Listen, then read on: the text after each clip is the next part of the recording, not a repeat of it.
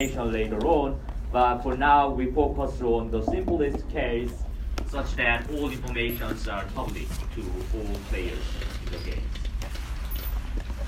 Okay, so before I begin, so let me first review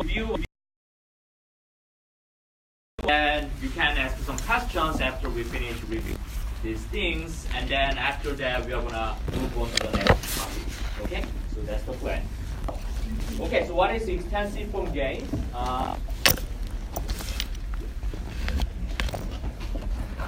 So basically, extensive games, the strategic situations, some dynamic strategic situations. Okay, so by dynamics, I mean some player takes action first, then others, and other guys move later, etc. Okay, so that is what I mean. What I have in my mind when I say strategy situation is dynamic. It is changing over time. Okay, so some of players took some action at the very early stage of the game. Then of course, obviously that moves changes the game, right? And then that changes affect other players' moves later on. So in that sense, extensive form games consider the strategic situation, dynamic strategic situation. Okay, so for example, Starterberg game is kind of good example of extensive form games. So basically here the situation is basically very similar to Chrono competition. There are two forms and they have to choose their quantities Q1 and Q2. And then price will be determined by the market clearing constraint, by the demand curve, basically, and then their profits are realized. Okay, so that's the story of Chrono competition game. But in the first version of Chrono competition, we assumed that all firms, in this case two firms, choose their actions, which is Qs, simultaneously. Okay, so there is no really dynamics here in the very first version of our Chrono competition game.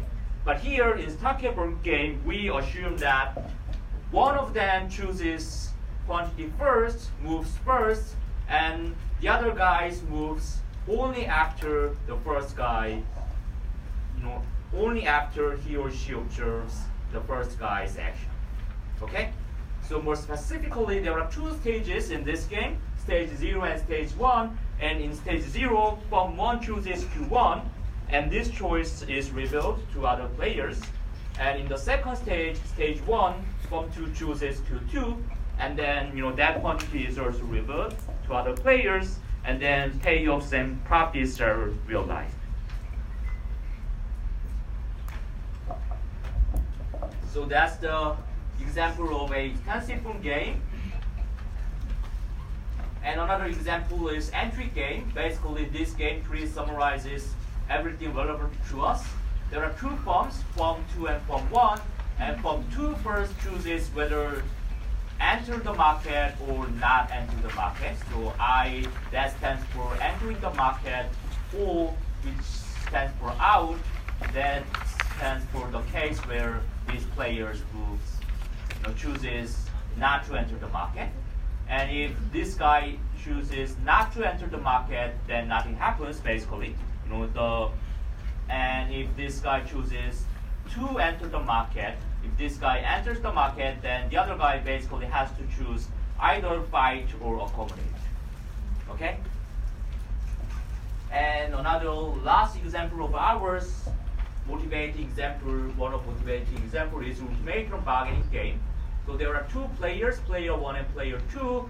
So let's say player 1 is, for example, a seller, and player 2 is a buyer.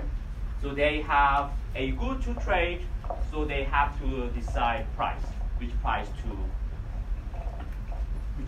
that buyer pays to the seller. So the game of the rule is basically player 1, who is the seller, chooses the price first. So S1 is the seller's offer price, and then after observing this offer, player 2 can choose either yes, accept, or no, reject. Okay, so player 2 accepts, then this guy trades the good at the accepted price offer, so which results in S1 as final profit to the seller and 1 minus S1 for the buyer. And if player 2 chooses player 2 chooses no, then there is no payoff to both players. Okay, so 0 payoff for the seller and also 0 payoff for the buyer. So this is another example of dynamic strategic situation. Player 1 moves first, and then player moves later, only after player 2 observes the player 1's choice.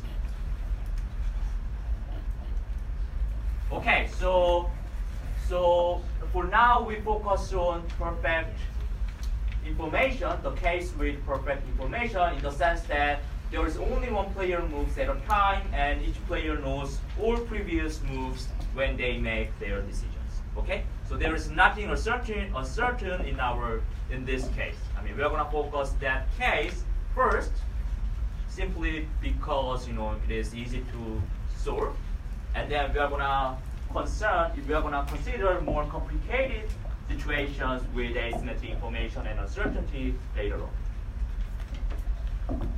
And we are going to also assume that every players have perfect recall, in the sense that they never forget anything. Okay? Once they observe something, then they remember that until the end of the game. So that assumption of perfect recall is very consistent to our assumption that all players are rational. Okay? Okay, so a extensive form game can be graphically represented with a game tree. So this kind of picture, this is this kind of pictures, we call those things game trees, because it looks like a tree actually. This is root and branches, etc. So that's the reason we call this game tree. Okay, a tree that represents a game theoretic game situation. Okay, so there are some discussions here we did last week, but probably the only thing you have to remember is, okay, so in any game tree, there has to be one and only one initial node. Okay? And that is the place where the game begins. So we have to have only one initial node, because otherwise, it is really ambiguous, where to begin, right? Let's say we have two initial nodes, then obviously, there is, we cannot really tell which one is the real beginning of the game. So we have to have only one initial node whenever we draw a game tree. So that's the first thing you have to remember. And the other thing is that any node has a unique path to T0. So for example, here we have, for example, these two nodes here and here. So this is one node of this tree, and this is one node of this tree. And choose any of them, then you can draw a unique path toward the initial node. Okay, so for example, this game tree, let's say we choose this node, then you can draw a unique path toward initial node. Okay, so that's basically what I mean here. Any node has a unique path to the initial node.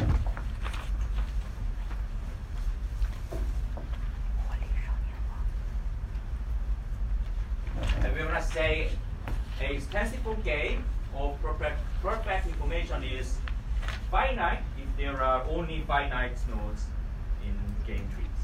Okay.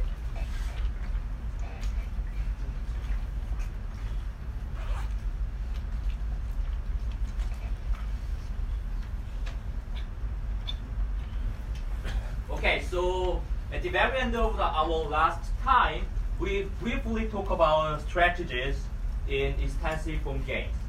So generally speaking, strategy is always means a complete contingency plan for which actions to take. Okay, so that's the general definition of strategy. So in extensive form game, that means a strategy has to specify which action to take whenever a player has to move. Okay? So for example, in this game, let's consider player 1. So in this game tree, there is only one single node at which player 1 has to move here. So the strategy of this player has to specify which action to take, either F or A. Okay? So later we are going to consider the possibility of randomization later on, but for now, let's focus on pure strategies for now. Okay? So this guy has to choose either F or A, and that is the only place that player 1 takes some action. So player 1's strategy has to specify which action to take here, either F or A. And player 2 also has to, his or her strategy also has to specify which action to take here, either O or I. Okay? So in mathematical notation, we're going to use S1, that is the set of pure strategies of player 1. So there are only two pure strategies, either F. F means player 1 chooses F here, or A, which means player 1 chooses A here. And player 2's pure strategies, there are only two pure strategies for player 2, either O or I. O means choose O here, I, that stands for the strategy that chooses I here. Okay? So this game, ultimatum bargaining game, is a little bit more complicated because basically there are infinitely many nodes. Okay? So so here, let's begin with the player 1 first. At the initial node, player 1 has to choose which price to offer, right? Basically, player 1 can choose any number between 0 and 1. So which means that his set of pure strategies is any number between 0 and 1. Okay? For example, if player 1 chooses S1 equal to 1/2, that means player 1 will offer S1 equal to 1/2 at the initial node. Okay? So because player 1 has infinitely many choices here, any number between 0 and 1, S1 is also infinite set. So there are infinite numbers in this set, S1. And what about S2, player 2's pure strategies? So basically, player 2 has to specify which action to take after any choice of player 1. Okay? So remember that a strategy means a complete plan. Okay? So, and player 2's complete plan has to specify which action to take, either yes or no, after any possible situation that can be the case in this game. Okay?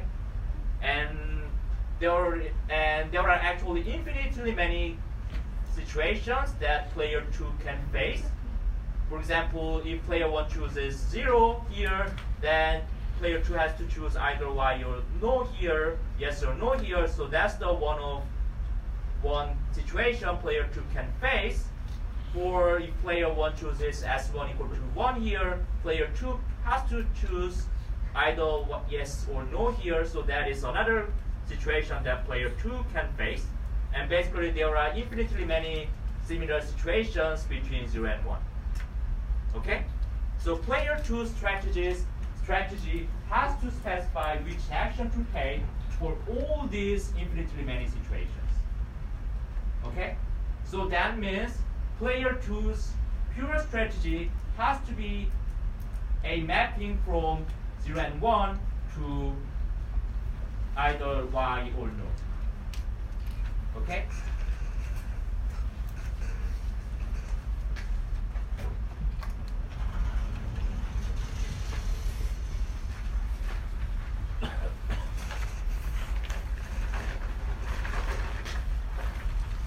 Okay, so the last example here is actually most interesting one here.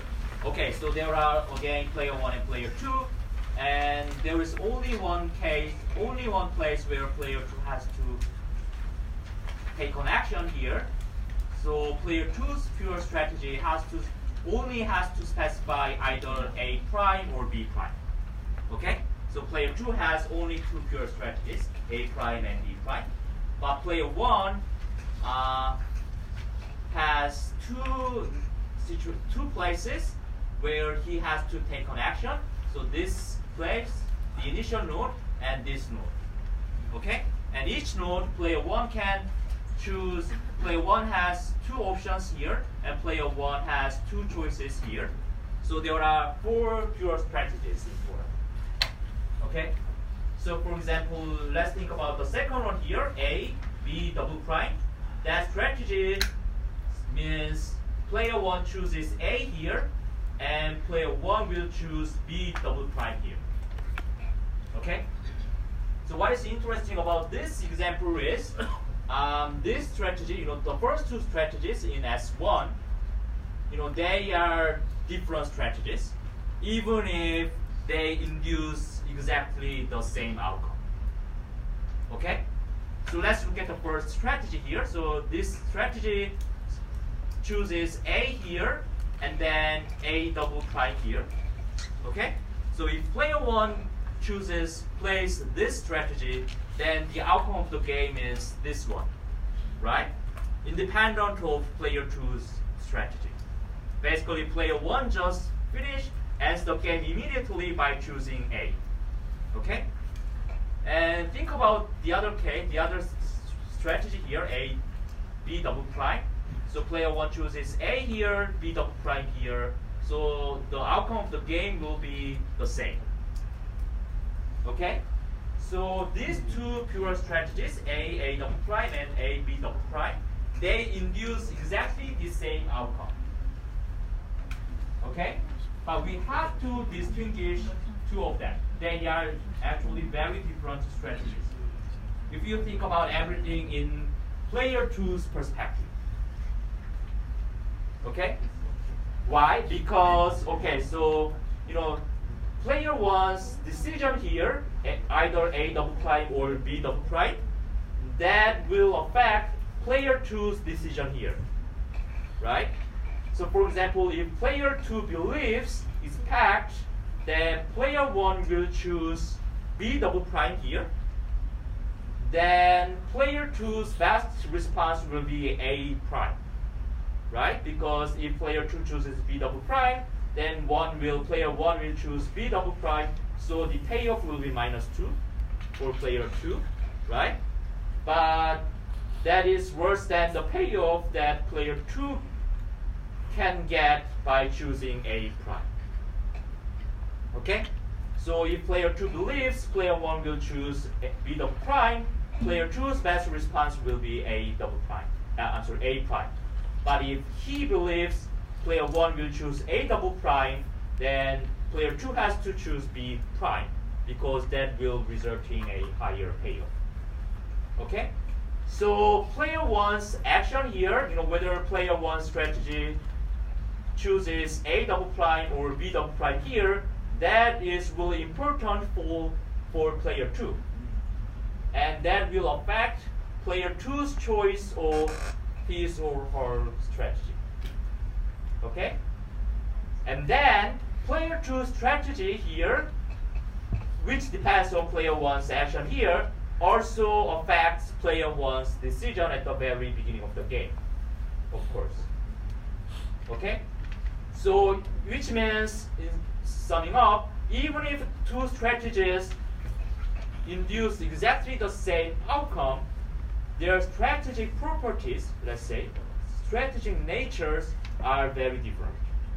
So that's the reason we have to distinguish A double prime and A B prime, A B double prime. Okay? So the first two strategies in this list. Okay? So that's the reason we have to distinguish two of them. Okay? So it's going to be more clear why we have to distinguish this kind of two strategies, even if they induce the same outcome. It's going to be even more clear after we study the notion of sub-game perspective. Okay? Okay, any questions so far? So basically that's the place where we left before the break.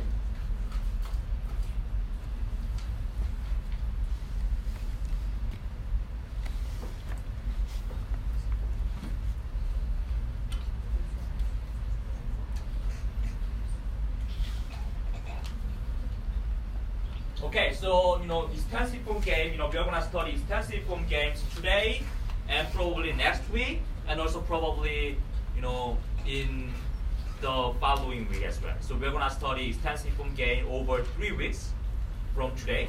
Okay, so and we're gonna study what is the equilibrium notion we have to use to analyze the extensive form game, and then we are gonna apply these things to interesting economic problems like bargaining or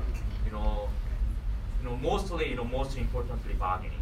Okay, so we're going to apply these things to the problem of bargaining, which is basically asking how a price is determined in the marketplace.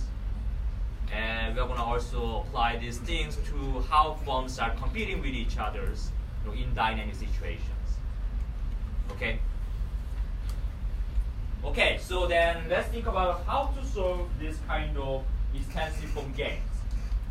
So first thing we can try is, okay, so we already studied a nice equilibrium concept, solution concept, which we call Nash equilibrium, right? So Nash equilibrium is cool, so why not? We can just apply it to these games as well. So that's probably the first attempt, the first thing we can try. Okay, so then how can we apply the notion of Nash equilibrium here?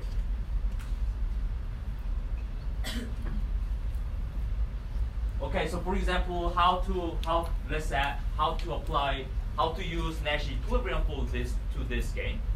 Okay, so here player 1 has to choose one of 4 things for strategies, and player 1 has to choose one of these 2 strategies, pure strategies. Okay? So then maybe we can say, okay, so it is like, we can see everything here as if player 1 chooses one of these 4 actions. Okay? So they are not actions, but actually they are strategies. But we can consider, still player 1 choose one of them. Like a player chooses a action in normal form game, right? So we can just say, okay, so maybe we can say that as in normal form game, player 1 just choose one of 4 these alternatives, and player 2 chooses one of these 2 alternatives. And as we did for normal form game, let's say both of them make decisions simultaneously and independently. So then, if you look this game in that perspective, this game really looks like a normal form game, and we can, then we can ask what is Nash equilibrium in that normal form game. Okay, so that is probably the first thing we can try. We just use our familiar notion of Nash equilibrium for this game. Okay. Okay, then we can do that actually in this way. So there are 2 players, player 1 and player 2. So player 1 has 4 alternatives, 4 options to choose. A double prime, A, B double prime, B, A double prime, and C, B prime. Okay? So player 1 will choose one of these 4 alternatives. Okay? And player 2 has 2 options, A prime and B prime. Okay?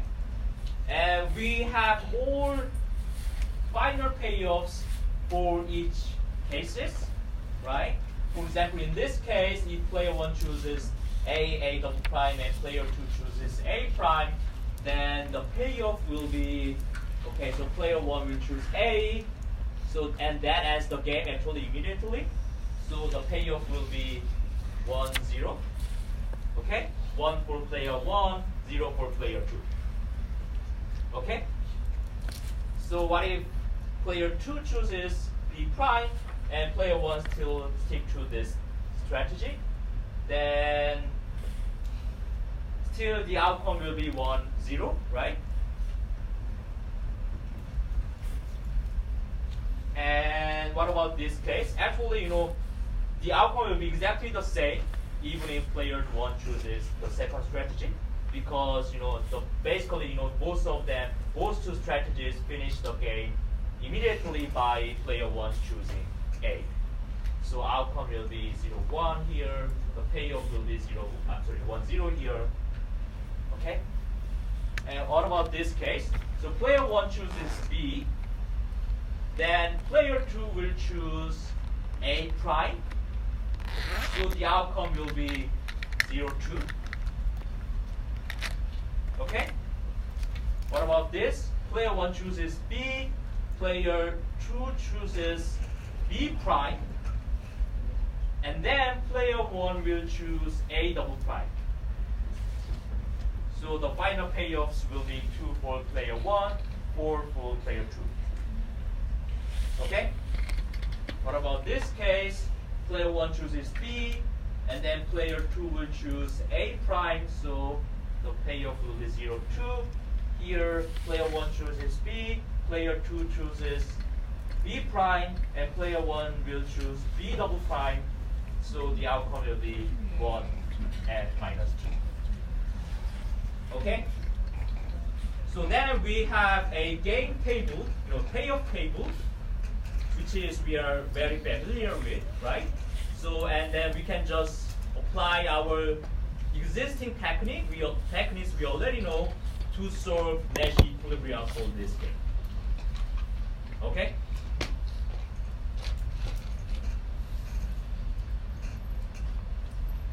Okay, so this method is actually very natural and consistent to what we already know. Remember that here in normal form game we actually listed actions, right? But a action is actually identical, equivalent to a pure strategy in static game, right? In normal form game, action and pure strategies, they are actually the same thing, right? So it is perfectly natural to list pure strategies here as we did for normal form game, and pure strategies for player 2 here as we did for normal form game. And we basically, by doing this, we basically transform everything into the form of normal form game, and then we can solve this game. We know how to solve it. Okay?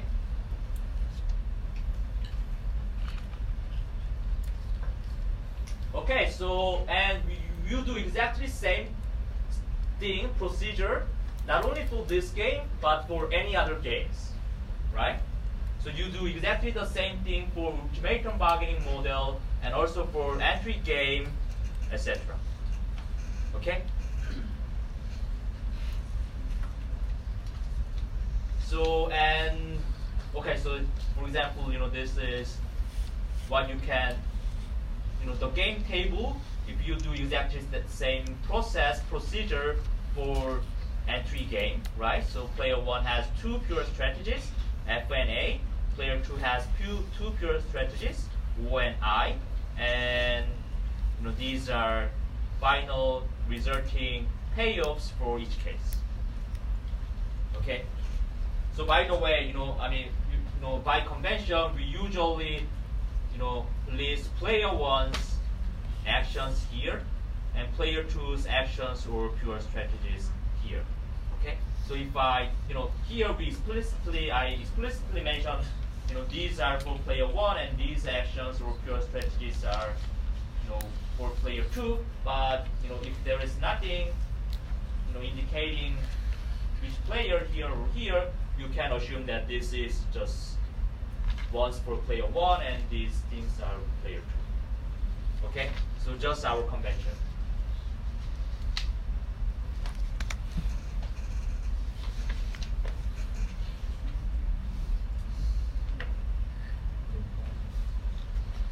Okay, and this case is a little bit more complicated simply because there are too many probably pure strategies for player 2, but basic idea is exactly the same.